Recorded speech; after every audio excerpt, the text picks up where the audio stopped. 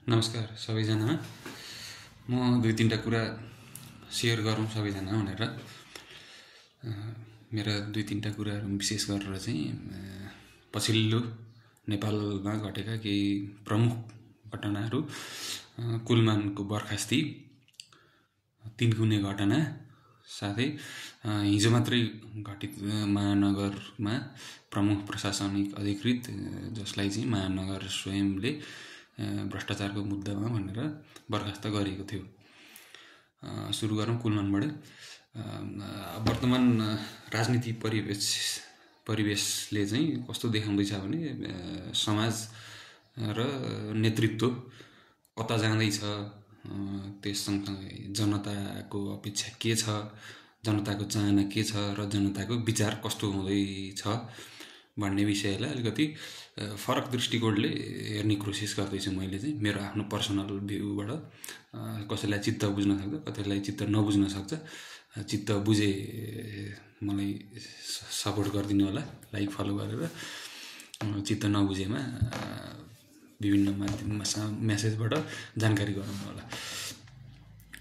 विशेष गरेर सरकारले अलिकति 2/3 घमण्ड गरेको भन्ने कि अथवा जनताले आफ्नो मतको आफूले दिएको मतको संरक्षण गर्न नसकेको भन्ने, अब यसलाई मैले चाहिँ मेरो भ्यूबाट बुझ्दाखेरि चाहिँ जनताले आफूले दिएको मतलाई संरक्षण गर्न नसकेको भन्नेतर्फ मेरो सोचाइ छ। किनभने तपाईँले भोट हालेर पठाउनु भएको आफ्नो कुनै पनि उम्मेदवार हुनुहुन्छ जो सङ्घमा हुनुहुन्छ, प्रदेशमा हुनुहुन्छ अथवा स्थानीय क्षेत्रमा हुनुहुन्छ, उहाँहरूलाई खबरदारी गर्न नसक्नुको प्रमुख पछाडिको कमजोरी भनेको जनता नै हो।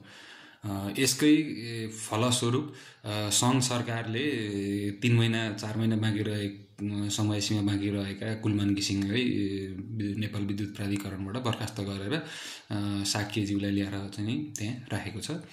त्यसमा अब होला भित्री कुराहरू आफ्नो ठाउँमा होलान्, तर कामको र प्रशासनिक व्यवस्थापनको कुरामा भने हामीले कुलमान घिसिङलाई समर्थनै गर्नुपर्छ। बाँकी रहेका अरू कुराहरू, उनका केही कमी कमजोरी थिए भने ती कुराहरूलाई पनि सरकारले सत्य तथ्य छानबिन गरेर निकाल्नुपर्छ। र त्यसमाथि अहिलेको परिवेशमा सरकारमाथि पनि विश्वास खासै कसैलाई रहेन। किन पनि रहेन भने दोस्रो घटनामा जाउँ, तिनकुने घटनामा अब धेरै थरीको भ्यू छ। पहिला कसैले भन्छन् कसैले गाडी चढाउनु हुँदैन थियो अथवा चाहिँ पुलिसले असुल ग्यास प्रहार गर्नु हुँदैन थियो। सुरुमा गल्ती कमी कमजोरी सबैतिरबाट भएका छन्, तर विशेष गरेर सरकार र प्रशासनबाट नै धेरै ठुलो गल्ती यसमा भएको छ। 2 जनाको ज्यान पनि गइसकेको छ। 100 भन्दा बेसी गोली प्रहार गरिएको, 200-300 भन्दा बेसी असुल ग्यास प्रहार गरिएको, हवाई फायर त्यत्तिकै गरिएको, टियर ग्यास त्यत्तिकै फ्यालिएको भन्ने कुरा रहेको छन्। त्यसमाथि पनि डेट एक्सपायर टियर ग्यासहरूका कुराहरू पनि छन्। र महानगर प्रमुखलाई पेलेर प्रशासनिक अधिकृत सरकारले फेरि त्यही पुरानै व्यक्तित्वलाई पठाउनु भएको छ, जुन चाहिँ सुनिता डङ्गलको नेतृत्वमा। उहाँले हिजो ताला फोडेरै प्रमुख प्रशासनिक अधिकृतलाई भित्र आफ्नो कार्यकक्षमा प्रवेश गराउनु भयो। यो तीनटै कुरालाई कसरी जोडेर हेर्न सकिन्छ भने सरकारले जसरी पनि सबैतिर आफ्नो दम देखाएर, हैन, त्यसमाथि प्रधानमन्त्रीज्यूले अस्ति संसदमा भन्नु पनि भयो, सरकार र मन्त्रीप्रति वफादार नरहने कर्मचारीलाई हामी राख्दैनौँ। जो सरकार र वफादार प्रति र मन्त्रीप्रति वफादार नहुन्छ उसलाई मात्र हामी कर्मचारीमा राख्न सक्छौँ भन्ने आशय उहाँले व्यक्त गर्नु। भनेको मतलब अब भोलि तपाईँ सक्षम हुनुहुन्छ, सक्षम हुँदै पनि तपाईँले चाहिँ कसैको पक्षमा भने मतलब सरकारको पक्षमा धेरै कुराहरू गर्न सक्नु भएन भने तपाईँ बर्खास्त पर्न सक्नुहुन्छ। यसमा सिधी हामीले बुझ्दा चाहिँ, अझ स्पेसल मैले बुझ्दाखेरि भनेको यो कि देशप्रति उत्तरदायी रहने कि हामी सरकारप्रति उत्तरदायी रहने कि। अनि त्यसमाथि मेरो अर्को एउटा प्रश्न पनि संविधानमै के कुरा उल्लेख गरिएको छ भने हजुरहरूले अध्ययन पनि गर्न सक्नुहुन्छ। यो बिचबिचमा उठ्ने कुरा नै उठाइराखेको कुरा पनि हो। र यसमा विशेष गरेर मलाई जहाँ लाग्छ एकचोटि प्रेस कन्फरेन्समा यो मानवाधिकारको सम्बन्धीको प्रेस कन्फरेन्समा अगुवा समाजवादी के भनेको मतलब मानव अधिकार प्लस सामाजिक अगुवाहरूको विषयमा एकचोटि प्रेस कन्फरेन्स हुँदाखेरि सौरभजीले पनि यो भन्नुभएको थियो। उहाँ तपाईँहरूले खोजेर पनि त्यो हेर्न सक्नुहुन्छ। संविधान भन्दा माथि सरकार रहेको छ। सरकारले गरेका निर्णयहरू कसैले पनि प्रश्न उठाउन नपाउने भन्ने कुराहरू रहेका छन्। त्यसो हुन्छ त संवैधानिक जुन देशमा त्यसमाथि हामी त गणतान्त्रिक सङ्घीय तान्त्रिक देशमा छौँ। त्यो देशमा यो खालको संविधानका कुराहरू अनि यी 3 घटना कुलमान 3 गुणे घटना प्रमुख प्रशासनिक अधिकृत कामनापामा पेलेरै चाहिँ नियुक्त गराउन खोज्ने लगायतका घटनाहरू केही सान्दर्भिक हुन् त? यी घटनामा हामी हिजो हामीले चाहिँ मतदान दिएर हाम्रो नेतृत्व गर्नुहोस्, देशको नेतृत्व गर्नुहोस् भनेर पठाएका व्यक्तित्वहरूले यो खालको कार्य गरिरहँदाखेरि तपाईँहरू आफ्नो क्षेत्रको, आफ्नो गाउँको, आफ्नो टोलको, आफ्नो चाहिँ समाजको नेतृत्व गरिरहेको व्यक्तित्वहरूलाई तपाईँहरूले प्रश्न गर्नुभएको छ कि छैन? यदि गर्नुभएको छैन भनेदेखि तपाईँ आजैबाट प्रश्न गर्न थाल्नुहोस्, किनभने तपाईँलाई संविधानले नै तपाईँलाई बोल्ने अधिकार दिएको छ र त्यसमाथि तपाईँले आफूले मतदान गरेका व्यक्तित्वहरूलाई त तपाईँले सिधै प्रश्न गर्न सक्नुहुन्छ, किनभने तपाईँलाई त्यो संविधानले अधिकार पनि दिएको छ र त्यो संविधानमा यी कुराहरू लेखिएका पनि छन्।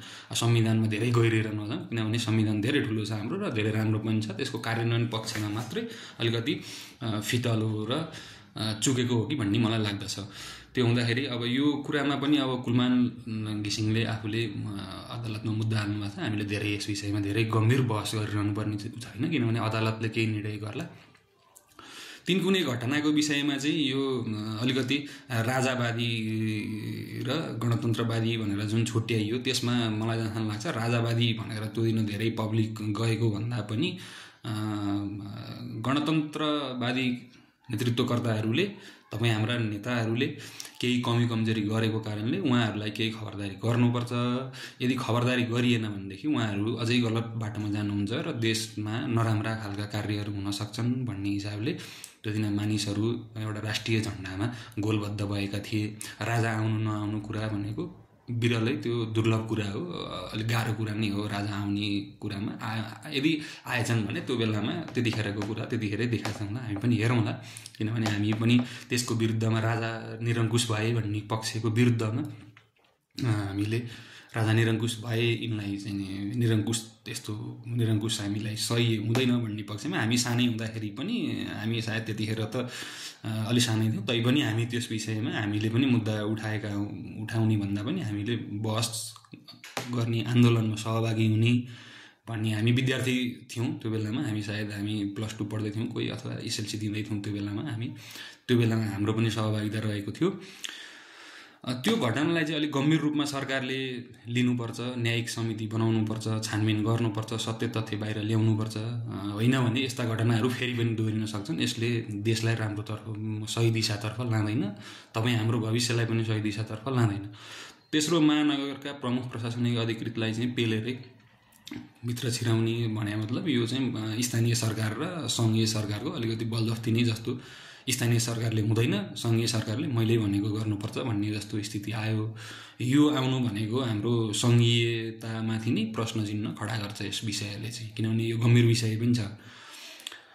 यसमा अब होला प्रमुखका पनि केही कमी कमजोरी होलान्, उपप्रमुखका पनि केही कमी कमजोरी होलान्, सरकारका पनि कमी कमजोरी होलान्, तर कमजोरीलाई सच्याएर त्यसलाई सही दिशातर्फ अगाडि लानुपर्छ भन्ने मलाई लाग्छ।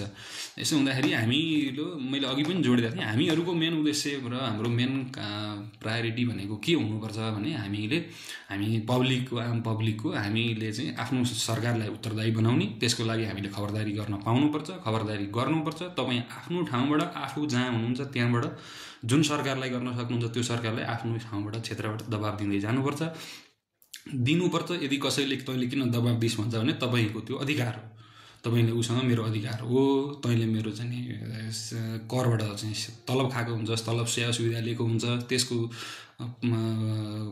बरखिलाप गरेर तैँले चाहिँ देश र राष्ट्रको हितमा काम गर्न पाउँदैनस् भन्ने खालका प्रश्न तपाईँले आफ्नो नेतृत्वकर्तालाई गर्नुपर्छ। तपाईँले पार्टीमा गरे पनि, प्रदेशमा गरे नि, सङ्घमा गरे नि, स्थानीय क्षेत्रमा गरे पनि, वडामा गरे पनि, पालिकामा गरे पनि, महानगरमा गरे पनि, नगरमा गरे पनि, जहाँ गरे पनि, किनभने यो तपाईँ हाम्रो उत्तरदायित्व हो। तपाईँ हामी आज नजागे कहिले जाग्ने र हामीले नगरे कसले गर्ने, किनभने हाम्रै पालामा हाम्रो देश बनाउनुपर्छ। हामीले नै हाम्रो नेतालाई खबरदारी गर्नुपर्छ, सच्याउनुपर्छ, सही मार्गमा ल्याउनुपर्छ। हस्, धन्यवाद।